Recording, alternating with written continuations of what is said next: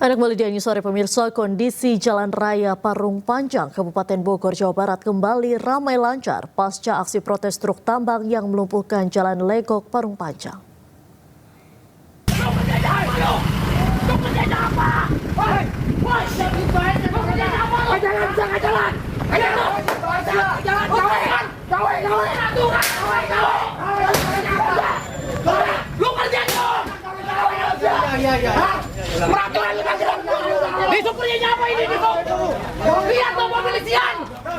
Ketegangan yang terjadi di Parung Panjang, Kabupaten Bogor, Jawa Barat dipicu truk tambang beroperasi di luar jam yang telah ditetapkan memicu kemarahan besar bagi banyak orang.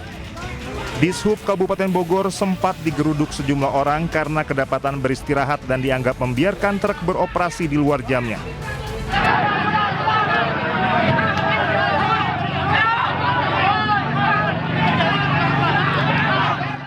Konflik kembali memanas Kamis malam mengakibatkan kemacetan yang cukup parah setelah truk tambang memblokade jalan di Jembatan Malang Nengah yang merupakan perbatasan Legok Tangerang dengan Parung Panjang. Banyak warga marah karena jalan raya mengunci dari kedua arah untuk waktu cukup lama. Hingga Jumat siang, kondisi jalan raya Parung Panjang, Kabupaten Bogor, Jawa Barat ramai lancar. Namun, sejumlah pengendara roda 2 harus melewati bahu jalan lantaran jalan raya Parung Panjang dalam kondisi perbaikan sepanjang 10 km. Saat ini diberlakukan buka tutup di jalan raya Parung Panjang untuk meminimalisir kondisi kemacetan. Warga berharap truk tambang tidak melebihi batas tonase lebih dari 40 ton. Dari Kabupaten Bogor, Jawa Barat, Iwan Setiawan Anyus melaporkan.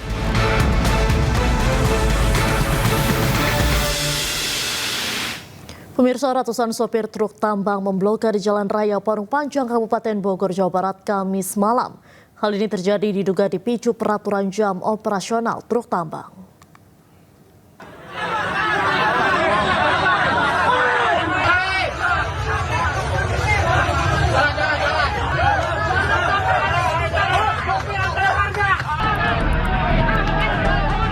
Ratusan sopir truk tambang mengamuk hingga memblokade Jalan Raya Parung Panjang, Kabupaten Bogor, Jawa Barat. Penutupan jalan ini disebabkan kemarahan sopir truk yang dilarang melintas dari Bogor ke Kabupaten Tangerang lantaran terbentur peraturan bupati.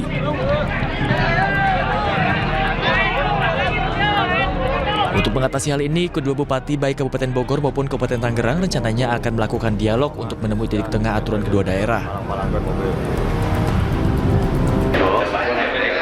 Koordinasi dengan pimpinan yang lebih tinggi, yaitu dengan Pak Bupati dan Pak Kadisub sambil kita menunggu jawaban dari mereka. Kemungkinan besar akan ada pertemuan antara Bupati Bogor dan Bupati Tangerang, Kadisub Bogor dan Kadisub Tangerang, untuk membahas aturan yang terjadi antara PLN Tangerang dan Kadisub Bogor. Harapan dari transportasi agar Tangerang menyesuaikan PLN Bogor. Kini para sopir truk dan ATTB melakukan musyawarah, namun tidak menemukan titik terakhir. Selain itu, akibat pemblokiran Jalan Raya Parung Panjang Tangerang menimbulkan kemacetan parah hingga 6 km. Dari Kabupaten Bogor, Jawa Barat, Iwan Setiawan, Anyus melaporkan.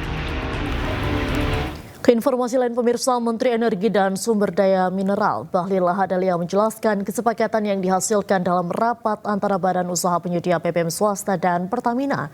Pihak swasta menyetujui berkolaborasi dengan pemerintah. Menurut Bahlil, kuota impor BBM swasta telah diberikan sebesar 110% dibandingkan tahun 2024. Namun, jatah 110% yang diberikan habis sebelum 31 Desember. Pemerintah memutuskan mekanisme impor dilakukan bersama antara Pertamina dan pihak swasta.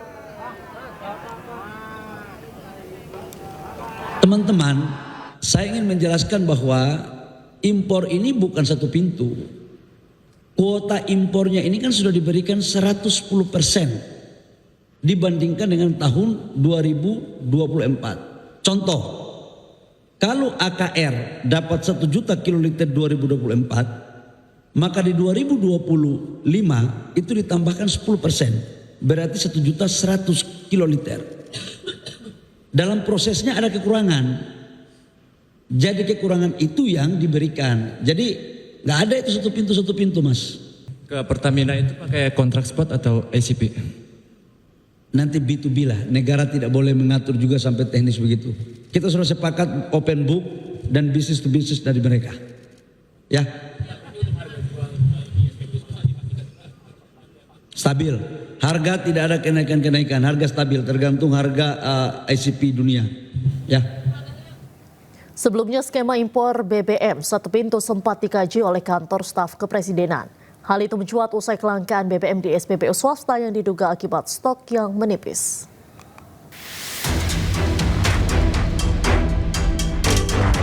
Kantor staf kepresidenan akan mengkaji skema impor bahan bakar minyak satu pintu melalui Pertamina yang belakangan ini menuai sorotan.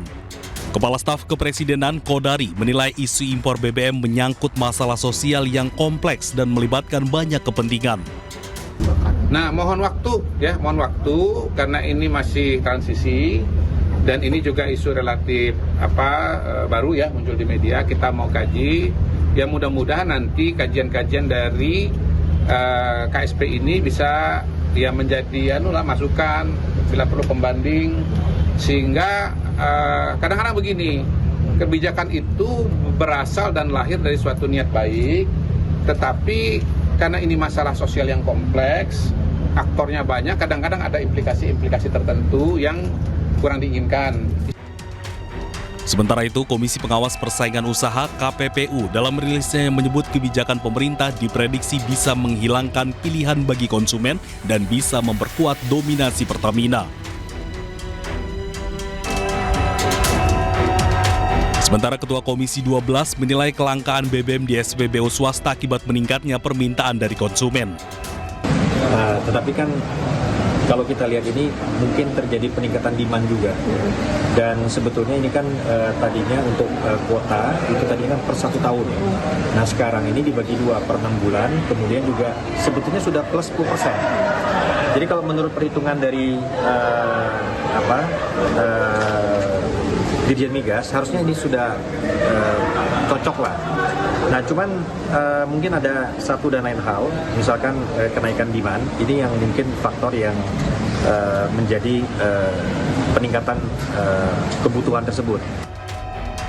Kelangkaan stok bahan bakar minyak di SPBU swasta berdampak pada banyak hal, salah satunya adalah pemberhentian karyawan SPBU. Padahal Kementerian ESDM mengklaim telah memberikan kuota impor ke pihak swasta hingga 110%. Guna mengatasi masalah itu, Kementerian ESDM ungkap Pertamina akan menjadi pintu utama dalam penerapan impor BBM alias impor satu pintu. Tim Liputan iNews melaporkan. Pemirsa, kelangkaan BBM SPBU swasta menjadi sorotan. Tak hanya karena masyarakat susah mendapatkan bahan bakar, bahkan karyawan harus banting setir berjualan kopi menyiasati stok BBM yang entah kapan datang lagi. Tar dulu, kameranya burem. Lah, pada kemana ini teman-teman saya? Oh iya, pada di rumahin semua ya. Kalian siap-siap ya teman-teman. Gak apa-apa, gak usah malu. Curahan hati pegawai SPBU swasta yang menjadi korban PHK imbas langkanya stok bahan bakar minyak di SPBU swasta mengundang iba masyarakat. Di video lain, nampak warga mengantri di SPBU. Namun bukan untuk mengisi bahan bakar, melainkan membeli aneka kopi dan makanan yang dijajakan pegawai SPBU.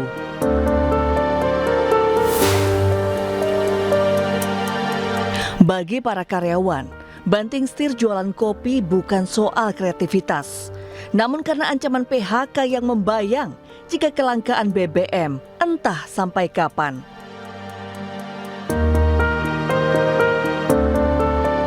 Kelangkaan stok bahan bakar minyak di SPBU swasta terjadi sejak akhir Agustus 2025 dan masih terjadi hingga kini, seakan tak ada solusi. Presiden Prabowo Subianto mengangkat Doni Oskaria sebagai pelaksana tugas Menteri BUMN. Pengangkatan Doni menyusul pelantikan Erick Thohir sebagai Menpora. Jasara Harja dan juga Pertamina juga Pak Dekan Penunjukan Doni Oskaria sebagai PLT Menteri BUMN disampaikan oleh Mensesnek Prasetyo Hadi. Keputusan itu diambil untuk mengisi posisi yang kosong setelah ditinggalkan Erick Thohir yang dilantik sebagai Menteri Pemuda dan Olahraga.